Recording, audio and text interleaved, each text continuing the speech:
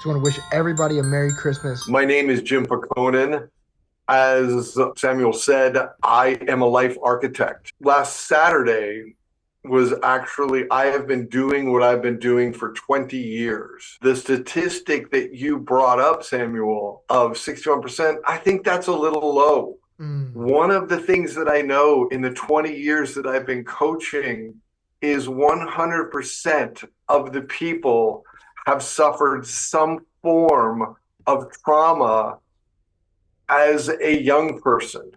If you think about when we are born, we are all born in the space of love. And yet something happens from 18 months to 5 years that causes a break from love. And in that break from love, we create what I call a core story. And that core story is the foundation of a lot of the issues in later life. And if I want you to think about that, and all of this is outlined, I'm gonna put this book up here. This book is called Wounds to Wisdom. It's the art of healing trauma. This is the book that I wrote because I want to reach more people. And the first question that and Sam, you're more than welcome to jump back in. It was great having you here. I love your banter. I love when you look things up. There you are, my friend. It's good to see you. But the first question that I would like everybody watching this to think about is, what is the single biggest unmanaged risk currently undermining your performance, your relationships, and your peace? And as a life architect, I'm going to say that the answer is the unprocessed trauma or the unmanaged emotional reactivity, right? And it's funny, in the chat, somebody said the unknown. Boy, I love that answer, because here's the thing. If it were, I am going to say it's not the unknown. And thank you for your questions. If you have questions along the way, please put them in there. If I don't get to them, Samuel, please remind me. But it's not the unknown, because if we truly think about the unknown has not happened. We do not know what it's like. It is the known happening again. It is the failure that occurred happening again. And oftentimes, if you are able to go through and process the trauma, when one processes the trauma, what occurs is any unmanaged emotional reactivity, right? I'm going to also call this emotional regulation as we continue our talk. Any of that unmanaged emotional reactivity, the deeper you understand how you create this experience of life, the less you have unmanaged emotional reactivity. Because all of a sudden you're going to see it's like something's going to come up, and you're going to notice that, oh yeah, this is the very young Jim getting triggered by a story that was, for me, it was created when I was 18 months. And not only did I remember it, I've talked about what happened with my biological mother, and she told me what it was like, because before that time, she said that I was a very happy, very exploratory young man. But she said, often after that night, you became this stoic little man. Now, I'm an old dude, so back then, the videos aren't as much as the young people today, but I have seen videos of me before and the after is this stoic, very serious young man. So one of the things as a life architect for people that I work with is I get them to understand how we create this experience called life. And as you do that, a side benefit. This isn't a direct benefit. I'm going to call this a side benefit, because if I go to young men and say, hey, let's look at your trauma, it's not going to be received well. Mm-hmm. But when I go to young men and I say, can we explore how you create this experience called life? And can I give you some insight? And I'm going to share with you the feedback that I got from a mother. This gentleman was the last, he was in high school. He was the last person I worked with as COVID was really kicking in. And earlier this year, I was going back through my old clients and I was getting referrals and I was getting testimonials. And she told me, God, I had a conversation with her and she said, you know something? She said, and you have, let me finish this story and then I'll get your question, okay? Thank you for the hands up. I appreciate that. This lady told me, she said, you know what's amazing 5 years later is my son has the wisdom of his grandfather and he got it while he was in high school. Mm. So what's your question? So the question from the audience is unregulated emotions. Is that what you're referring to? Mm-hmm. And if so, can you expand more on that for Amara? So emotional. So let's talk a minute about emotional regulation, right? And can I use you and I as an example? Yes, sir. Actually, I'm going to use something one of my young men said about 2 months ago. Like I'm working with this young man. And he literally said, he says, you know what your nickname, what my nickname for you is now? And I'm like, what? And I'm like, dude, he's like, when I talk to you with my friends, I'm like, dude, he's like, you are the old coot from Nevada. Mm. Now, the old me, the untransformed me would have gotten angry because it's like, what do you mean? Right? Number one, I am old. Never thought of myself as a coot, but I'm going to take old coot, right? And my initial response was, and I had to process this for about a day, was I was very upset. And the old me, if I did not have emotional regulations, it's like, listen, mister, I'm your coach. You and I have gone through all this trauma. We've processed it. You understand life now. But the new me is like, if when I was looking at it through the lens of my trauma, I may get upset at name calling. Emotional regulation is the ability to see it not through the lens of the trauma that occurred to me and the potential insult that it has for me. It's to be like, yeah, you want to know something? I'm the old coot from Nevada. And this gentleman actually brought a friend in to really, she had an issue and they wanted my input.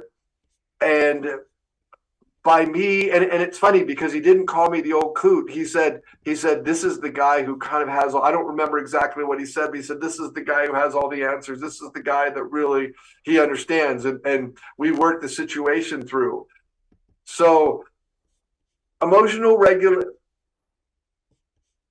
if you are able to understand how you create this experience of life, and once you do that, then we look at the traumas, because the traumas have the potential to have you become emotionally reactive in a way that triggers you. And as you get triggered, you're going to say or do something that is not from a space of love. It is from a space of that trauma. Does that make sense? And I'm gonna, and if the person asking the question can answer in the chat, and I'm gonna define it even more, because what if I say that trauma, it's not a memory, because people are, I remember my traumas, but what happens as you age is it becomes the emotional residue that's trapped in your nervous system, and then something is said or done, it pushes the button, and that emotional, it literally, it becomes alive again, and you either get into a fight, flight, or freeze, and you're going to have a reaction that is not acceptable in society. Let's see. I'm reading the comment here. I love how you're interactive, Jim. I wish, I love how it, that's great because it keeps people engaged. As attention spans drop, keeping them engaged is fantastic. Yeah. So she said, for me, reaction... No, you got it, Jim. No, you go ahead. For you, no, go ahead. She said, for me, reaction has always been a curse, as nothing good has ever come out of my reactions. Right. I mean, that's exactly correct. And if I want y'all for a moment to think about the brain, right? The brain it's literally wired for survival. To call me an old coot, I would do an expression here. I could lift my palm. You know what the expression is. I'm not going to do that. But instead, I had to reflect back and see, why did that offend me? Oh, that's right. The brain, it wants to, oh yeah, that's not who I am. And yet now I kind of laugh. What if I am that? Because now I'm responding from a space of love. Absolutely. I'm the old coot. I can be an old coot, right? It's like, I have some friends, I grow this little mustache, this little whatever you want to call this, right? And I have people that tell me, it's like, if you cut that off, you'll look a lot younger. And I'm like, that's true. And again, through my traumas, right? Because I remember, and it's funny, traumas can be the littlest things in the world. I remember when I was a general manager, I was the youngest of 9 general managers. So if I came in with a fully shaved face, they're joking about the baby. Oh, look, our little baby general manager is here. But at the end of the day, my operation, the company I was running, we were the top bottom line percentage on profit of any of the other ones. And it's like, I ended up growing a mustache and I grew facial hair because it's like, and that was my response. So I could look a little older. And I don't care how I look. Right? And if you're out there and you get hooked by something, by an action, a word, or a behavior, one of the things I say in my process, and I talk about the book, Wounds to Wisdom, The Art of Healing Trauma. I'm going to show you 2 books today. It's like it points to where your healing is. And there's a question there. And if you could surmise that and give it back to me, I'll address it.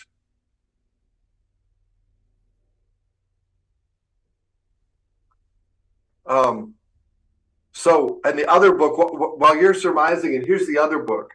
And I got to tell you, everybody, this book came out today.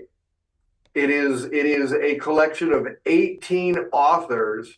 I write about trauma in this book.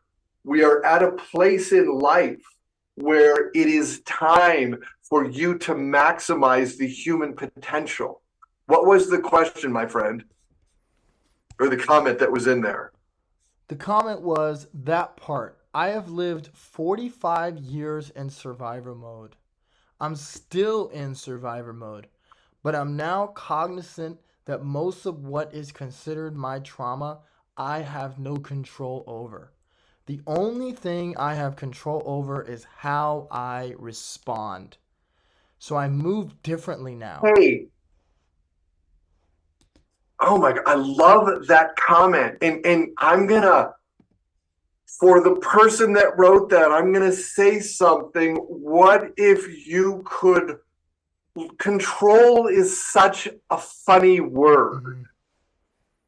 But what if I am going to say that if you understood how you created this experience called life, one of the byproducts it gives you is the ability to see when those triggers come up and make a different choice. I'm not going to use the word you're going to be able to control, because the process of healing takes years. And you probably have about 39, 40, 41 years of establishing baseline behavioral reactions based upon your trauma.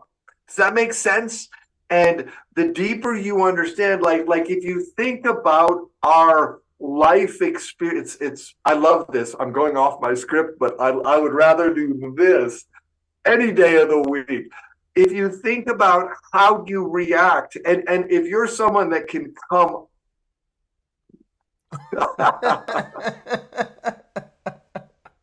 Come on, Jim. You're killing it, man. You're killing actually it. actually say the comment. Say the comment so everybody who doesn't see the comment, if they're just listening. She says, shut up. You nailed that. Nailed it. Because the thing is in Jim's world, right? And I'm gonna back up a step. Mm-hmm. Jim had a very traumatic childhood. Okay. It took me 15 to 18 years to heal the SA, the sexual abuse that happened as a child. As a child, I was abused by both men and women. Okay. It took me 15 to 18 years. It shouldn't take you 15 to 18 years. Mm-hmm. And as I grew to understand the impact of trauma on my thinking, I was able to recalibrate my thinking. And I'm going to say, what if trauma, like this is trauma right here. This is trauma putting a lens on how I see the world. The deeper I understand it, well, I can put the lens back on. I can just say, oh, somebody called me an old coot, right? I don't ever want you to talk to me like that again. And of course, what am I behaving like now? I'm behaving like an old coot. Yeah. As opposed to saying, like, that is the label somebody gave me. And it's actually quite an incredible label because I made a difference and now they understand life. And the deeper you understand, right? Because where does life occur? I'm gonna be bold here for a minute. Where does life occur? Doesn't occur out there. It occurs in here. And as we understand how it occurs, and as we understand the filters that we put on life so that we can see, respond, react, the deeper we understand, we have this freedom to react in a different way. Does that make sense? It does. It does. It's funny because one of our first speakers said this exact thing. Starts with the mindset. Mm-hmm. And mindset is an incredible thing. And in one of the lessons that I teach people, I always ask people, have you been in a really low mindset, yet great things are happening? And people will be like, oh, yeah. And then I said, on the same note, have you been in a really great place and horrible things are happening, but it doesn't take you out of the, oh, yeah. I said, that's the unique anomaly. And the deeper you understand that, the more profound your life experience can be, right? Can I use an example from my life? On June 26th of this year, I had a near-death experience, right? I was crushed. And I was literally hanging from a fence by a piece of machine that was attempting to push me through the fence. And I was there for almost 10 minutes. And as I was up there, because the first thing I thought when the accident happened, when the freak accident, I thought, man, you have effed up. You have, like, this one, you may not get back from this one. And after about 8, 9, 10 minutes, everything started to go white. I started to see stars. And my late father came to me and said, it's not your time. And the moment he said that, the machine stopped. I fell And of course, I phoned a friend. I said, hey, I hurt myself. I think I better get checked at the hospital. Getting to the hospital was the first time. I mean, I was in the ICU for 6 days, 5 broken ribs, a braided lung. I had a broken back. 36 hours after getting in the hospital, I had to have emergency surgery to put a stent in my femoral artery so my femoral artery wouldn't burst and I would bleed out in 3 minutes and die. Wow. And as I was in the ICU, my mindset was, I need to keep coaching. I need to keep coaching because I was on 4 pharmaceuticals, and that was the darkest period in my life. And the funny thing is they kept sending different nurses in. They kept sending different nurses in. And in my mind, in this very clouded, dark space, because of all the pain I was going through, I thought nobody likes me. Mm. But then, and there was a whole bunch of things that I had to do before they would release me from the ICU. And the last nurse, you know, because I hit the nurse call, I'm ready to do one more of these exercises, and I did it. And then at the end, she grabbed my hand, held my hand. She held one of my hands with both of her hands. She looked me in the eye, and she says, "Thank you." And I'm like, "Thank you for what?" And she's like, "We all read your chart. You have the most fascinating things. Mm-hmm. And everybody you talk to, you make a difference with." She says, "Thank you." She says, I'm so glad that I finally got to experience the experience. I laid in my bed and I cried because in my mental state, I thought nobody liked me. And what was really happening, and I tell you what, me coaching people, talking people about their life, that was one of the things that kept me sane from these physical wounds and then the pharmaceuticals I was taking that was impacting my mental wounds. Mm. Because if we think about it, I could have sat in complete misery. Does that make sense? I could have just been like, oh, poor, pitiful me. Which is, if we think about the thoughts, that's one of the thoughts. And if I were living in the filter of my trauma, absolutely poor, right? But that's not who I am. That's not who I'm committed to be in life. And the thing is, the path to wisdom, the path to going and living a life filled with wisdom is understanding how you create this, because there comes a point as you're understanding how you create this experience called life that you hit stabilization. That's like all of a sudden you can see your thoughts coming up and you have the ability to choose a different thought and you have an authentic mindset shift. Mm. And here's the thing about the healing that I'm talking about. It's not about forgetting the traumas that occurred in the past. If you think about the trauma, with every trauma, there is an emotional or a mindset. So if you focus on that trauma, the mindset kicks in, and that's where your mindset goes. Here's the thing. The trauma that I experienced, it will always be there. I don't have an emotion that pulls me down. And, part of the process, there are a number of things I teach people because everybody is different.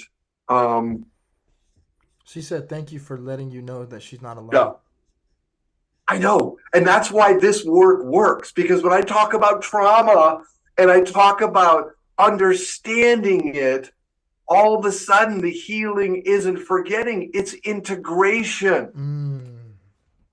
When one takes psychedelic medicine, I'm gonna sidetrack and I'll get back and her point will be made. But when somebody all of a sudden, like when they take psychedelics, that is not the most critical point in healing. It is the integration, which is the conversation after it. I can talk about trauma and the filters of trauma and you, if you're listening, may not have had the exact same trauma as I have, but you understand. And when you understand, you can be like, yeah. And then the deeper you understand, you have what I call a strategic re-architecturalizing of how your mind works, because now you get this wisdom and you can have a clean, intentional decision making ability that is not based upon the trauma you've experienced and the foundation of responses that has happened along the way. Does that make sense? I'm going to read the note here. Yeah. And the funny thing, right? Fully healing is a misnomer. I'm still dealing with the responses of, but the thing is now it comes very, very clear. Oh, now you got triggered again, right? And matter of fact, even recently, I've had some new insights on how I am in life, because somebody actually told me, it's like, the way you act, it's like, it's almost like you love test people when you first meet them, and that scares them away. I missed that last comment. So if you could, She said it's an but it everyday scares regulation. them. It is. And the moment yes, it's an everyday regulation. And the moment you realize that, all of the sudden things get a little bit different. Does that make sense? It does. It really It does. really does. So I know I have 5 minutes here. I have about 5 minutes left. I'm gonna put the books up, okay? I'm just gonna Wounds to Wisdom, The Art of Healing Trauma. It's available on Amazon. The other one, and this is one where I wrote a chapter in this book, 18 authors, and the chapter that I wrote in this book is based upon my book. It's called The Handbook for Human Potential. It is on sale today. It is $11 today for this book that's written by, and this book talks about mind, body, spirit, and other knowings. So if this talk has made a difference, reach out. I, I love, love working with people. The funny thing is since my near-death experience, I really want to work with young men. And recently, an older gentleman says, "Hey, do you work with older men?" And I've said, "Absolutely." And then, do you work with women? I do, but here's the unique thing about women. Studies have shown more than 80% of women have had emotional, physical, or sexual assault, oftentimes by a man. We have to establish this incredible space of respect, and so that they don't see me as a threat.